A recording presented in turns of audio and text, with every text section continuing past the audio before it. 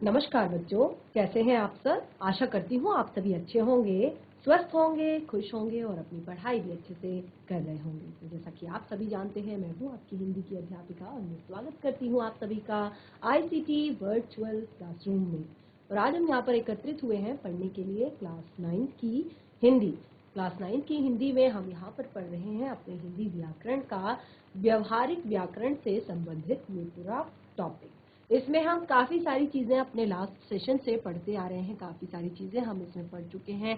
जैसे हमने यहाँ पर सबसे पहले पढ़ा था वर्ण विच्छेद, और वर्ण विच्छेद में हमने यहाँ पर काफ़ी सारे वर्ण विच्छेद से संबंधित जो कार्य है वो हमने यहाँ पर किए थे, यानी कि काफ़ी सारे वर्ण विच्छेद हमने यहाँ पर किए थे। उसके बाद हमने र के विभिन्न रूप यानी कि र की विभिन्न मात्राएं हमने यहाँ पर सीखी थी। देखिए, र की जो अलग अलग मात्राएं होती हैं, ये मात्राएं हम कई बार इनमें हम बहुत ज़्यादा गलतियां कर देते हैं इनको लगाने में।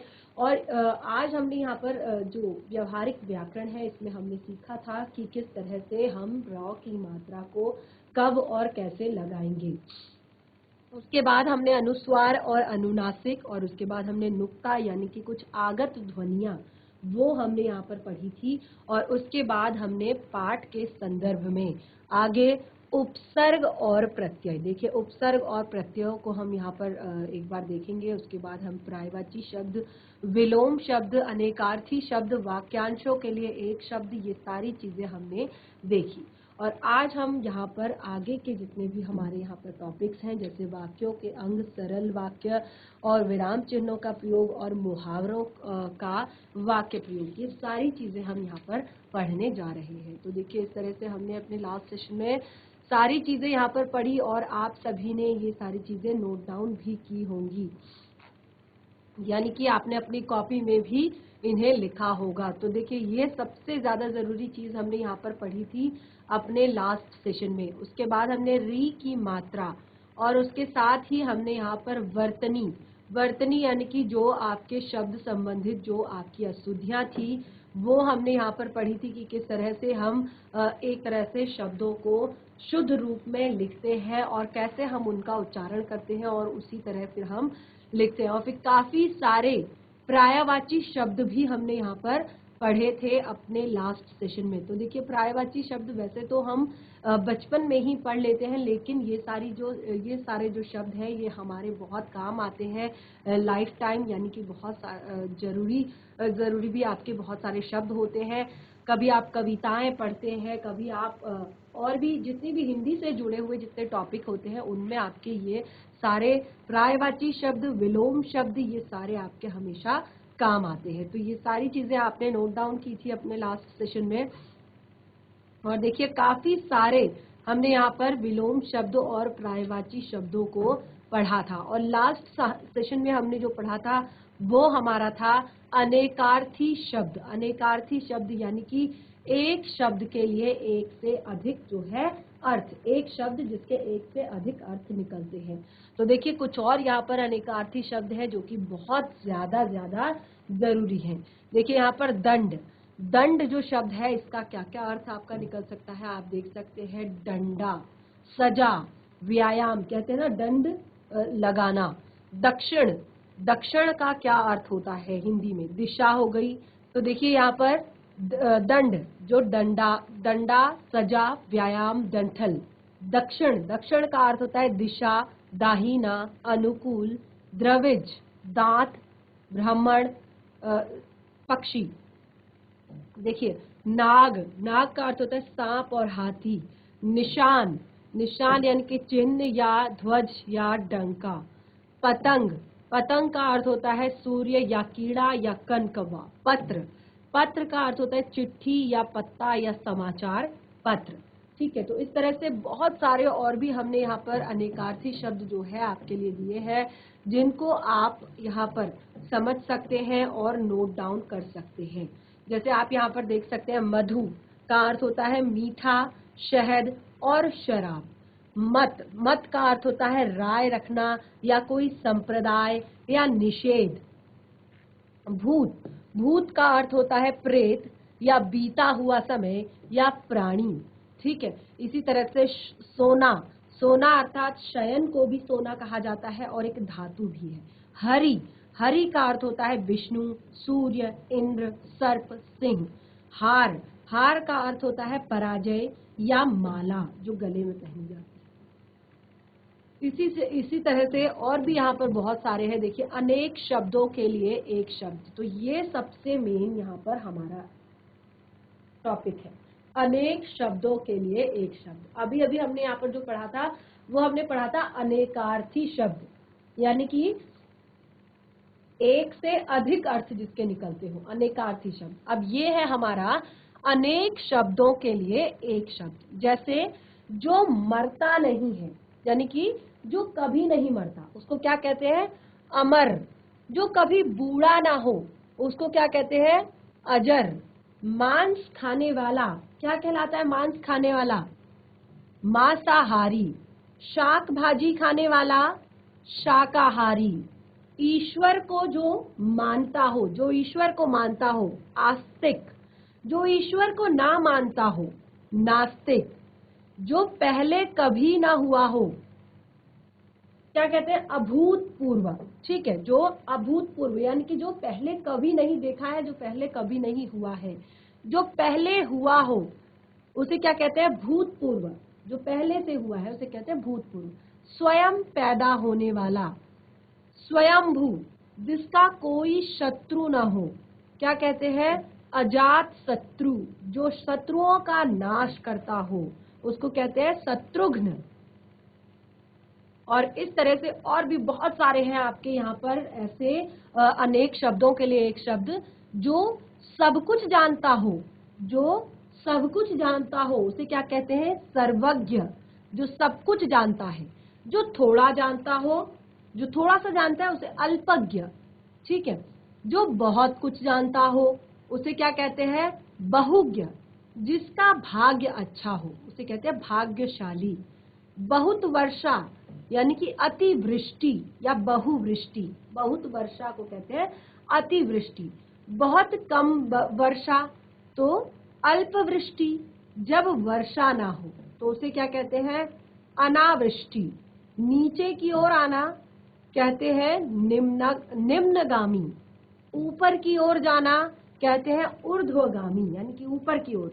घास काटने वाला क्या कहते हैं? घसियारा। लकड़ी काटने वाला लकड़हारा। ठीक है, तो ये यहाँ पर हमने इस तरह के और भी बहुत सारे शब्द दिए हैं। देखिए, आप जान सकते हैं। जानने की इच्छा रखने वाला, जो हमेशा जानने की इच्छा रखता हो उसको क्या कहते हैं? जिज्ञासु। जो जिस पर विश्वास किया जा सके, विश्वसनीय हो जो, ठीक है, उसको कहते हैं विश्वसनीय। जो बहुत बोलता हो उसे कहते हैं वाचाल। 15 दिनों में होने वाला, जो 15 दिनों में एक बार होता हो तो उसे कहते हैं पाक्षिक। तो महीने में 2 पक्ष होते हैं, एक शुक्ल पक्ष, एक कृष्ण पक्ष, यानी कि 15 दिन का एक पक्ष होता है और 15 दिन का एक पक्ष होता है। 15 दिन में होने वाला पाक्षिक, जिसका मूल्य अधिक हो, मूल्यवान। ठीक है, उपकार न मानने वाला कृतघ्न। उपकार को मानने वाला कृतज्ञ। सप्ताह में एक बार होने वाला साप्ताहिक। जिसके आने की तिथि निश्चित ना हो, अतिथि। बिना सोचे विचारे किया गया विश्वास, क्या कहते हैं? अंधविश्वास। यानी कि जिस पर बिना सोचे विचारे विश्वास कर लिया जाए वो है आपका अंधविश्वास। जिसे क्षमा ना किया जा सके, यानी कि जिसको एक तरह से क्षमा ना किया जा सके उसको क्या कहते हैं? अक्षम्य। अगला है यहाँ पर जिस पर संदेह ना हो, यानी कि जिस पर कोई डाउट ना किया जाए उसको क्या कहेंगे? उसको कहते हैं निसंदेह। यानी कि जिस पर कोई संदेह ना किया जाए उसको कहेंगे निसंदेह। जो ऊपर कहा गया हो उसको कहेंगे उपयुक्त। सबको एक साथ देखने वाला उसको कहते हैं समदर्शी, यानी कि समानदर्शी, सबको एक जैसा देखता है। जिसका आकार हो उसको कहते हैं साकार। आंखों के सामने, जो आंखों के सामने हो उसको कहेंगे प्रत्यक्ष। ठीक है, अच्छे आचरण वाला, अच्छे आचरण वाले को क्या कहते हैं? सदाचारी। काम से जी चुराने वाला, कामचोर, जो कम खाता हो, जो कम खाता उसको कहते हैं अल्पहारी, इस लोक में ना हो परलोक, ठीक है, या अलोक, जो इस लोक में ना हो अवलोक, जिसे कहा ना जाए तो उसे क्या कहेंगे, अकथनीय, जहां जाना आसान हो उसे कहेंगे सुगम, ठीक है, कहते हैं ना सुगम और दुर्गम, तो जहां जाना आसान हो उसे कहते हैं सुगम। अब देखिए इस तरह से अब आता है हमारा जो मेन टॉपिक है वो विराम चिन्ह। अब ये विराम चिन्ह होते क्या है, ठीक है, विराम चिन्ह किसे कहते हैं। अब विराम चिन्ह देखिए मैं आपको बताती हूँ कौन कौन से होते हैं विराम चिन्ह। लेखक के भावों और विचारों को स्पष्ट करने के लिए, यानी कि आपने कुछ लिखा है, ठीक है, आपके द्वारा कुछ लिखा गया है, तो आप अपने भावों को, अपने विचारों को स्पष्ट करने के लिए जिन चिन्हों का प्रयोग करते हैं, जिन चिन्हों का प्रयोग करते हैं उनको हम कहते हैं विराम चिन्ह। उन्हें हम क्या कहते हैं, विराम चिन्ह। अब देखिए अगर आप कोई लेख लिख रहे हैं, ठीक है, आपने कोई लेख लिखा और आपने उस लेख में आपने कहीं पर भी किसी तरह का कोई विराम चिन्ह नहीं लगाया, आपने कहीं पर भी किसी तरह का कोई विराम चिन्ह नहीं लगाया, तो क्या होगा कि आप उस लेख को समझ नहीं पाएंगे, यानी कि आप उस लेख को नहीं समझ पाएंगे कि आखिर यहाँ पर क्या लिखा है, यहाँ पर आखिर कहने की कोशिश क्या की जा रही है, आखिर इस लेख का एक तरह से भाव क्या है। तो यानी कि प्रॉपर तरीके से आप उसके भाव को व्यक्त नहीं कर पाएंगे, उसके भावों को नहीं कह पाएंगे। तो देखिए इस वाक्य विन्यास, इससे क्या होता है, वाक्य विन्यास और भावों की अभिव्यक्ति में स्पष्टता आती है। यानी कि अगर आप प्रॉपर रूप से हर एक तरह के विराम चिन्ह का प्रयोग करेंगे कि कहाँ पे आपको रुकना है, कहाँ पे आपको नहीं रुकना है, कहाँ पे आपको कितनी देर के लिए रुकना है, कहाँ पे आपको कैसे रुकना है, तो देखिए इससे क्या होगा, आपके भावों की अभिव्यक्ति में स्पष्टता आएगी। यानी कि अगर आपको लगेगा कि ये प्रश्न यहाँ पर पूछा जा रहा है तो आप उस तरीके से रुकेंगे। अगर आपको लगेगा कि यहाँ पर विस्मय का भाव है तो अलग अलग तरीके से आप अलग अलग इन विराम चिन्हों के आधार पर अपनी बात को व्यक्त करेंगे। तो देखिए यहाँ पर आपको हमने काफी सारे विराम चिन्ह, पूर्ण विराम, अल्प विराम, अर्ध विराम, प्रश्न सूचक, विस्मयादिबोधक, योजक, निर्देशक, अवतरण, कोष्टक और हंस पद चिन्ह, ये नोट डाउन जरूर कीजिएगा, बहुत ही ज्यादा महत्वपूर्ण है, इसको जरूर नोट डाउन करें कि क्या होते हैं आपके विराम चिन्ह। तो विराम चिन्ह किसे कहते हैं, इसको आप एक बार नोट डाउन कर लीजिए। परिभाषा को फिर से देख लीजिए कि लेखक के भावों और विचारों को स्पष्ट करने के लिए जिन चिन्हों का प्रयोग किया जाता है उन्हें विराम चिन्ह कहा जाता है। इससे क्या होता है, वाक्य विन्यास, यानी कि वाक्य बनने में और वाक्य के भावों की जो अभिव्यक्ति है उसमें स्पष्टता आ जाती है, वो अभिव्यक्ति जो भाव है वो स्पष्ट हो जाते हैं और भाव का सौंदर्य भी बढ़ जाता है। यानी कि अगर आपको साफ साफ वाक्य जो है समझ में आ रहे हैं तो उससे क्या होगा कि आपके भावों का सौंदर्य जो है बढ़ जाएगा, यानी कि आप आसानी से बात को समझ पाएंगे। अब देखिए एक एक करके यहाँ पर सारे विराम चिन्हों को एक्सप्लेन किया गया है और सबके एग्जाम्पल भी यहाँ पर दिए हैं। तो देखिए एक एक करके इनको नोट डाउन भी कीजिए आप, क्योंकि देखिए जब तक आप नोट डाउन नहीं करेंगे, जब तक आप इनको उतारेंगे नहीं, तब तक आपको समझ में नहीं आएगा। जैसे देखिए सामान्य कथन वाले, सबसे पहला पॉइंट है पूर्ण विराम, ठीक है, सबसे पहला आपका जो पॉइंट है, पहला जो विराम चिन्ह है वो है आपका पूर्ण विराम। तो पूर्ण विराम क्या होता है, सामान्य कथन वाले सभी प्रकार के वाक्यों, जितने भी जहां पर वाक्य में कोई बात को सामान्य रूप से जहां पर बोला गया हो, ठीक है, सामान्य कथन वाले सभी प्रकार के वाक्यों, जैसे सरल वाक्य, संयुक्त वाक्य, मिश्र वाक्य के अंत में पूर्ण विराम का चिन्ह लगाया जाता है, ठीक है। यानी कि जितने भी आपके सरल वाक्य होते हैं, यानी कि नॉर्मल वे में सामान्य तरीके से जो भी आप वाक्य बोलते हैं, चाहे वो सरल वाक्य हो, चाहे वो मिश्र वाक्य हो, चाहे वो आपका एक तरह से संयुक्त वाक्य हो, तो सबके एंड में देखिए, ध्यान रखिएगा क्या कहा है, अंत में, सबके एंड में आपने पूर्ण विराम लगाना है। पूर्ण विराम यानी कि अब वाक्य जो है समाप्त हो गया है, वाक्य का एंड हो गया है।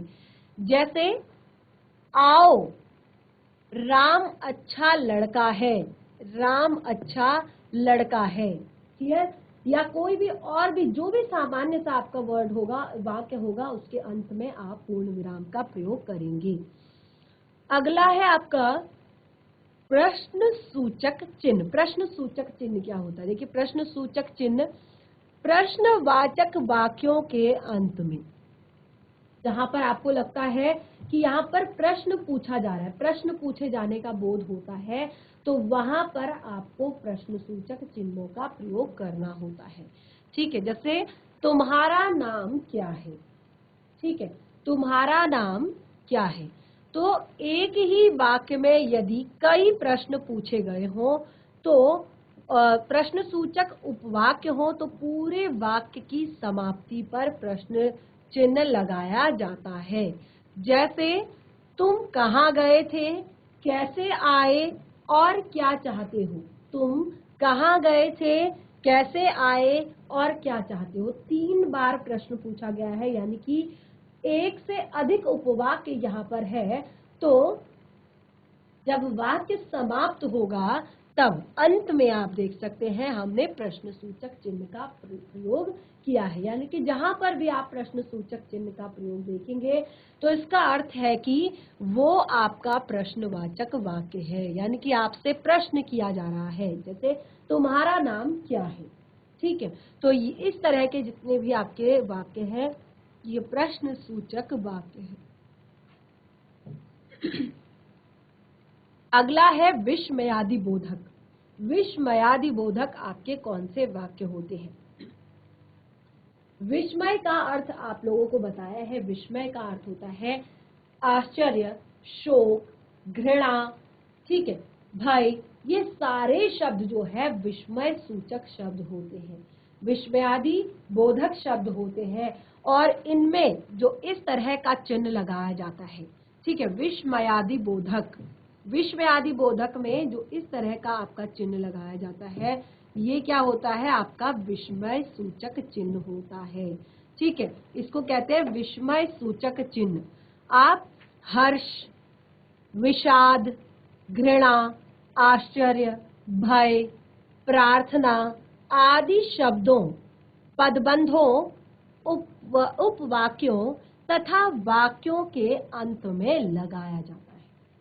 जैसे आह, उसे कितनी पीड़ा हो रही है, तो ये हमने कहा शब्द के अंत में लगा है, ठीक है। आह, उसे कितनी पीड़ा हो रही है, आह, ठीक है। तो ये हमने शब्द के, हमने क्या कहा कि हर्ष से जुड़ा हुआ यानी कि खुशी से जुड़ा हुआ, विषाद यानी कि दुख से जुड़ा हुआ, घृणा से जुड़ा हुआ, आश्चर्य से जुड़ा हुआ, या भय से जुड़े हुए, या प्रार्थना से जुड़े हुए शब्दों, पदबंधों, उपवाक्यों तथा वाक्यों के अंत में लगाया जाता है। ध्यान रखिएगा। तो जैसे हमने कहा आह, उसे कितनी पीड़ा हो रही है, तो हमने यहाँ पर शब्द आह जो है वो शब्द है, और उसके अंत में हमने लगाया है, तो ये हमने शब्द के अंत में लगाया। इतनी लंबी दीवार, तो ये पदबंध है, और आश्चर्य का भी काम कर रहा है। तो आप देख सकते हैं ये एक पदबंध है। पदबंध मैंने सिखाए हैं आप लोगों को कि पदबंध किसे कहते हैं। कैसा सुंदर दृश्य है, ये आश्चर्य की से संबंधित है। तो कैसा सुंदर दृश्य है, आप देख सकते हैं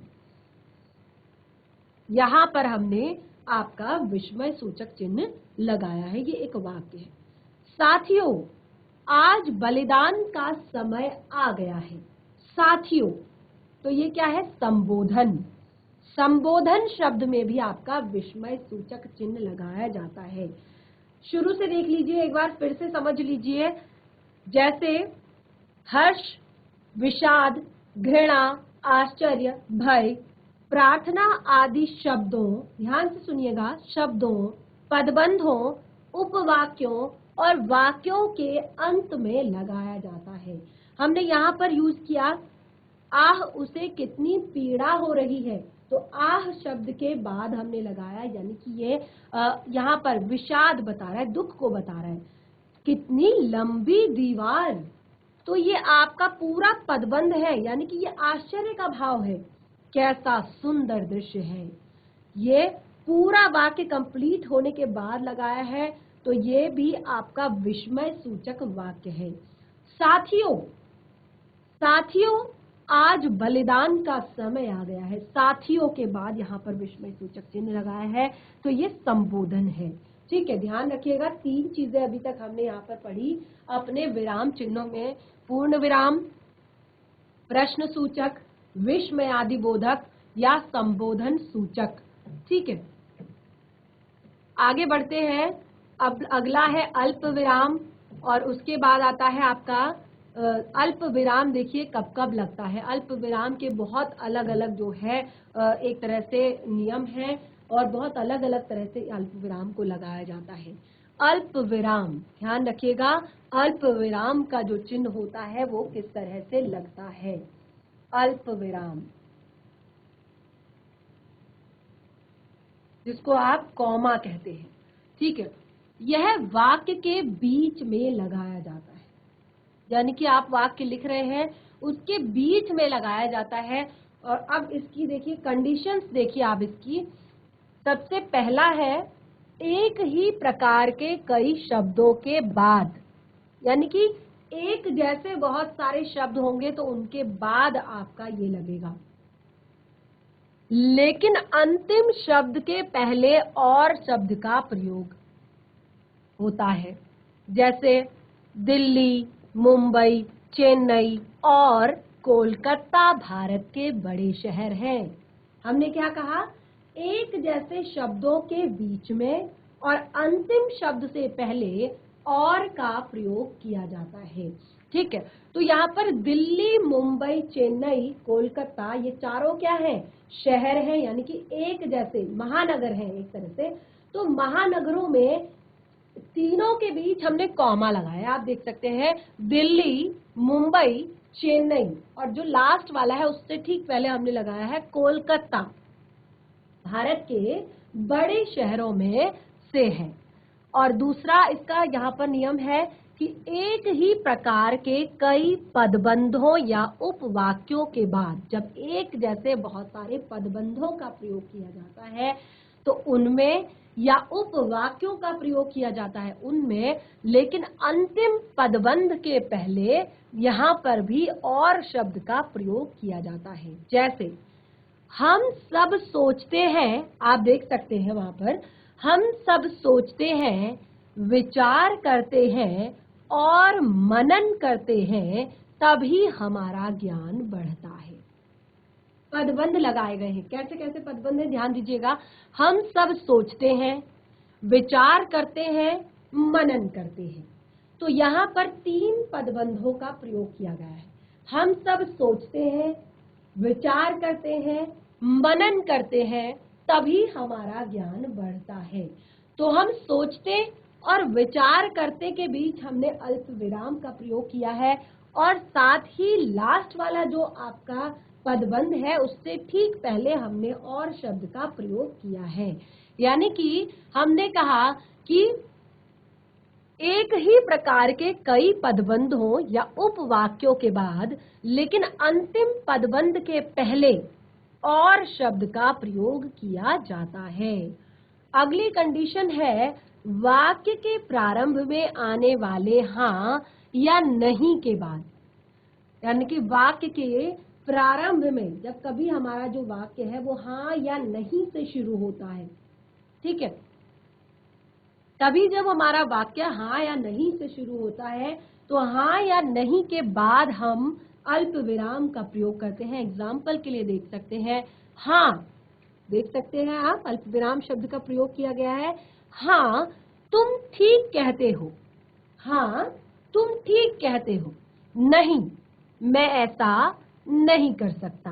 आप देख सकते हैं अल्प विराम का प्रयोग किया गया है। हाँ तुम ठीक कहते हो, नहीं मैं ऐसा नहीं कर सकता हूं। तो हाँ से भी बाद और नहीं के भी बाद हमने अल्प विराम का प्रयोग किया है। अब देखिए संबोधन सूचक शब्द के बाद, संबोधन सूचक शब्द के बाद भी हम अल्प विराम का प्रयोग कर सकते हैं। लेकिन यहाँ पर देखिए आपका विस्मय सूचक चिन्ह का प्रयोग किया गया है, तो हम यहाँ पर अल्प विराम का प्रयोग भी कर सकते हैं। मोहन तुम इधर आओ, मोहन तुम इधर आओ। अब देखिए पर, परंतु, किंतु, लेकिन, क्योंकि, बल्कि, इसीलिए, फिर, वरन आदि समुच्चय बोधक अव्ययों से पहले, जितने भी समुच्चय बोधक अव्यय होते हैं उनसे पहले भी यहाँ पर अल्प विराम का प्रयोग किया जाता है। जैसे ध्यान रखिएगा, उसने बहुत मेहनत की, उसने बहुत मेहनत की परंतु सफल नहीं हो सका। हमने क्या कहा? पर, परंतु, किंतु, लेकिन, क्योंकि, बल्कि, इसीलिए, फिर, वरन, इन अव्ययों से पहले। तो देखिए उसने बहुत मेहनत की, उसने बहुत मेहनत की, उसको हमने अल्प विराम लगाया, कहा परंतु वह सफल नहीं हो सका, परंतु वह सफल नहीं हो सका। उसने बहुत मेहनत की परंतु सफल नहीं हो सका। तो इस तरह से हमने यहाँ पर अल्प विराम के बारे में भी पढ़ लिया। अब देखिए इसके अगली कंडीशन, देखिए अगली कंडीशन क्या है? अगली कंडीशन है तारीख के साथ महीने का नाम लिखने के बाद। अगर आप तारीख के साथ महीने का नाम भी लिखते हैं, तो जैसे आप यहाँ पर देखिए तारीख के साथ महीने का नाम लिखने के बाद 15 अगस्त 1947 को भारत स्वतंत्र हुआ था। ध्यान रखिएगा अल्प विराम की बहुत सारी कंडीशंस हैं। अल्प विराम को हम इतनी अलग अलग कंडीशन में यूज करते हैं, अलग अलग कंडीशंस में लगाते हैं। तारीख के साथ महीने का नाम लिखने के बाद, जैसे हम तारीख के साथ महीने का नाम लिखते हैं, 15 अगस्त हमने लिखा, यानी कि 15 के साथ हमने अगस्त भी लिखा और यहाँ पर हमने लिखा 1947। 15 अगस्त 1947 को भारत स्वतंत्र हुआ था। तो हमने 15 अगस्त के बाद अल्प विराम लगाया और उसके बाद सन हमने लिखा। अगला पॉइंट है यहाँ पर, अगली कंडीशन है संयुक्त एवं मिश्र वाक्यों में। जो संयुक्त वाक्य होते हैं या मिश्र वाक्य होते हैं उनमें भी अल्प विराम का प्रयोग किया जाता है। जैसे यहाँ पे देखिए तुम जानते हो मैं घूमना फिरना पसंद करता हूँ। तुम जानते हो मैं घूमना फिरना पसंद करता हूँ। तो तुम जानते हो, मैं, यहाँ पर हमने अल्प विराम लगाया, उसके बाद मैं घूमना फिरना पसंद करता हूँ। अगला पॉइंट, नौकर कमरा झाड़ता है, नौकर कमरा झाड़ता है लगाया है। बिस्तर बिछाता है और बाजार से सौदा लाता है। नौकर कमरा झाड़ता है, केवल यहाँ पर लगाया। बिस्तर बिछाता है, और बिस्तर बिछाता है पर हमने नहीं लगाया है क्योंकि उसके बाद हमने और शब्द का प्रयोग किया, और बाजार से सौदा लाता है। तो देखिए इतनी सारी कंडीशंस हैं जहां पर हम अल्प विराम का प्रयोग करते हैं और कई बार हम नहीं करते हैं। देखिए क्या होता है, हिंदी में हम कहते हैं कि मैंने तो पूरा पेपर सॉल्व किया था, मुझे तो पूरा पेपर आता था, फिर भी मेरे मार्क्स कम कैसे रह गए, फिर भी मुझे नंबर कम कैसे मिले। तो इसका रीजन यही होता है। देखिए आपको हिंदी बहुत अच्छे से आती है, आप बहुत अच्छे से पढ़ते हैं, बहुत अच्छे से आप उत्तर भी लिख देते हैं, हैंड राइटिंग भी आपकी बहुत अच्छी है, लेकिन हिंदी में जो ये छोटी छोटी गलतियां हम कर देते हैं, जो अभी तक मैंने आपका व्यवहारिक व्याकरण में जो चीजें अभी तक सिखाई है, वही सारी मिस्टेक्स हमारी हिंदी में केवल होती है। यानी कि ऐसा नहीं है हमने चैप्टर याद नहीं किया, हमने कविता याद नहीं की, हमने क्वेश्चन आंसर याद नहीं किए, या हमें निबंध लिखना नहीं आता, या हमें लेटर राइटिंग नहीं आती। आता हमें सब कुछ है, लेकिन हम इतनी छोटी छोटी सी जो मिस्टेक्स हैं, जो हमने यहाँ पर पूरे व्यवहारिक व्याकरण में बताई है, वही गलतियां हम कर देते हैं कई बार। तो देखिए, ये एक बहुत ही मेन टॉपिक यहाँ पर हमने पढ़ा अल्पविराम का। आगे बढ़ते हैं। देखिए, अवतरण चिन्ह हमने यहाँ पर बताया था, अवतरण चिन्ह के साथ। अवतरण चिन्ह के बाद, जैसे उसने कहा, हमने कहा अवतरण चिन्ह के बाद लगाया जाता है, तो जैसे उसने कहा, मैं यह कभी नहीं मान सकता, मैं यह कभी नहीं मान सकता।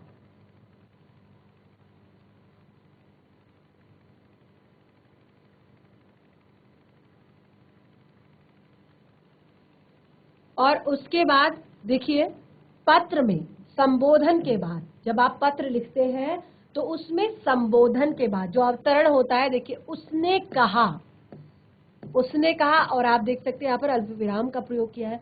पत्र में संबोधन लिखने के बाद, देखिए जब पत्र में आप संबोधन लिखते हैं, महोदय कवि ने निवेदन इस प्रकार है, तो महोदय लिखते हैं। अगर आप पिताजी को पत्र लिख रहे हैं तो आप पूज्य पिताजी, ठीक। अगर आप मित्र को पत्र लिख रहे हैं, प्रिय मित्र, ठीक है।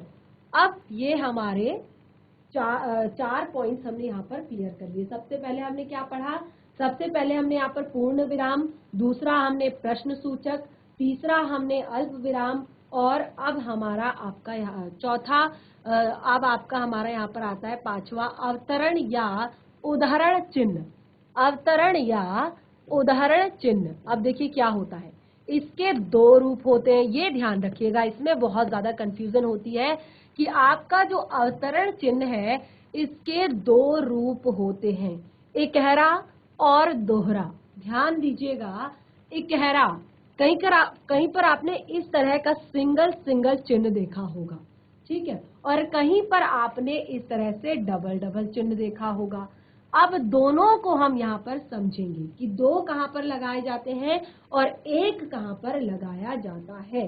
तो देखिए, कवि या लेखक का उपनाम, पाठों का शीर्षक, पुस्तक, समाचार पत्र आदि का नाम लिखने में इकहरे अवतरण चिन्ह का प्रयोग होता है। अगर आप किसी कवि या लेखक का उपनाम लिख रहे हैं, यानी कि जैसे आपने किसी कवि का नाम लिखा और उन कवि को कोई उपनाम दिया गया है, तो उस उपनाम को और किसी भी पाठ के शीर्षक को, पाठ का जो शीर्षक होता है, पाठ के शीर्षक को, या कोई पुस्तक लिखी है उस पुस्तक के नाम आदि लिखने में इकहरे अवतरण चिन्ह का प्रयोग किया जाता है, ठीक है। जैसे एग्जाम्पल के लिए, सूर्यकांत त्रिपाठी कवि है, महान कवि है सूर्यकांत त्रिपाठी, और उनको उपनाम दिया गया है निराला। तो आप देख सकते हैं हमने इकहरे अवतरण चिन्ह का प्रयोग किया है। सूर्यकांत त्रिपाठी और निराला को हमने इस तरह से इकहरे अवतरण चिन्ह में बंद किया है। ने परिमल, उनकी रचना है परिमल, तो देख सकते हैं हमने यहाँ पर क्या कहा था, पुस्तक या समाचार पत्र, तो परिमल जो है उनकी रचना है, ग्रंथ की रचना की। दूसरे अध्याय पढ़ो जिसका शीर्षक है वाणी का महत्व। तो देखिए ये सारा, अब देखिए यहाँ पर शीर्षक दिया गया है वाणी का महत्व, तो इसमें कहा अगला एग्जाम्पल है, दूसरा अध्याय पढ़ो जिसका शीर्षक है वाणी का महत्व।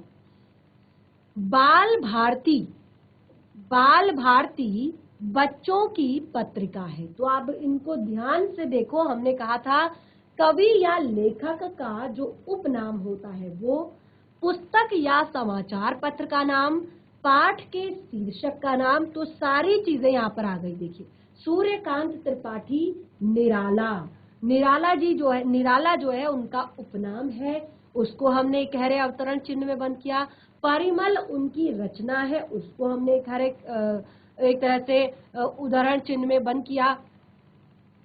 और वाणी का महत्व भी एक पुस्तक है, उसको हमने इकहरे चिन्ह में बंद किया।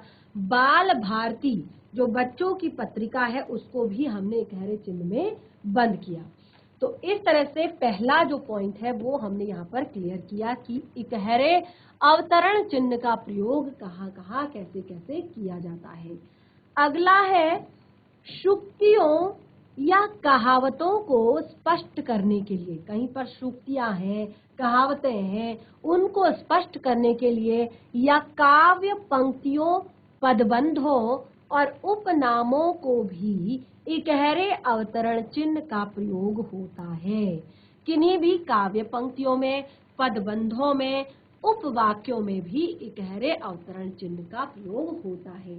जैसे उस बालक पर ये कहावत लागू होती है, होनहार बीरवान के होते होत चिकने पात।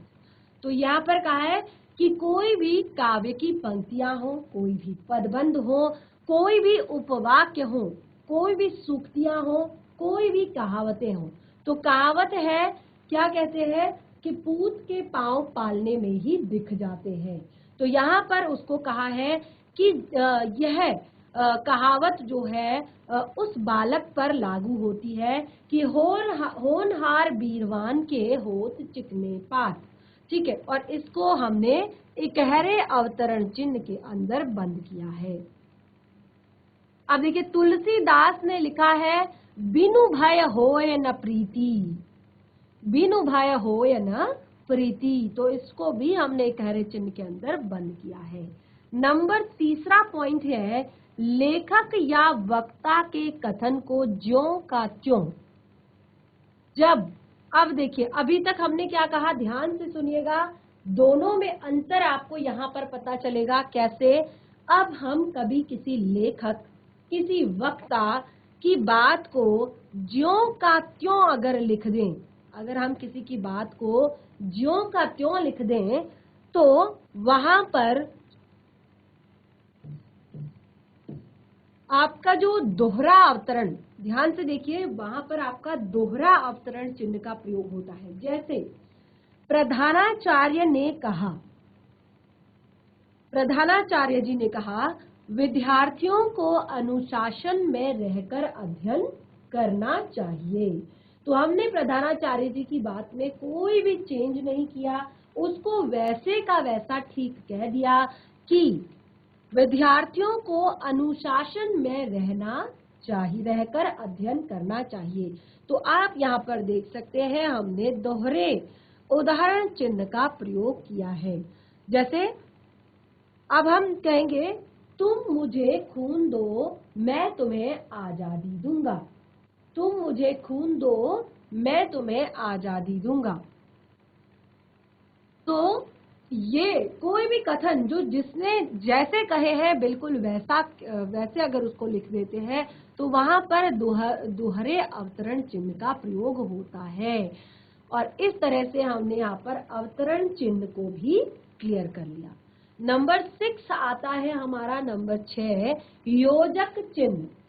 योजक चिन्ह क्या होते हैं? योजक चिन्ह किसे कहते हैं? योजक चिन्ह सामासिक पदों या पुनरुक्त और युग्म शब्दों, देखिए हम कहते हैं ना योजक शब्दों से जुड़े रहते हैं, तो योजक चिन्ह क्या है? जो किसी भी युग्म शब्द के मध्य में, कोई भी युग्म शब्द होता है, कोई शब्द जोड़े में जब होता है तो उसके मध्य में यह चिन्ह लगाया जाता है। जैसे भारत रत्न, सुख दुख, तन मन धन, घर घर, माता पिता, कृष्ण राधा। ठीक है, तो इस तरह के जो युग्म शब्द होते हैं, यानी कि जिनको हम एक साथ नहीं एक तरह से एक साथ हम लिखते हैं, उनके बीच में जो चिन्ह लगाया जाता है उसे योजक चिन्ह कहा जाता है, उसे क्या कहा जाता है? योजक चिन्ह कहा जाता है। अगला आता है आपका निर्देशक चिन्ह। निर्देशक चिन्ह क्या होता है? अब निर्देशक चिन्ह और योजक चिन्ह आप जब देखेंगे तो देखने में आपको सेम लगेगा। देखिए ये आपका योजक चिन्ह है इस तरह से, और ये आपका निर्देशक चिन्ह है। ठीक है, ये आपका योजक चिन्ह है और ये आपका निर्देशक चिन्ह है।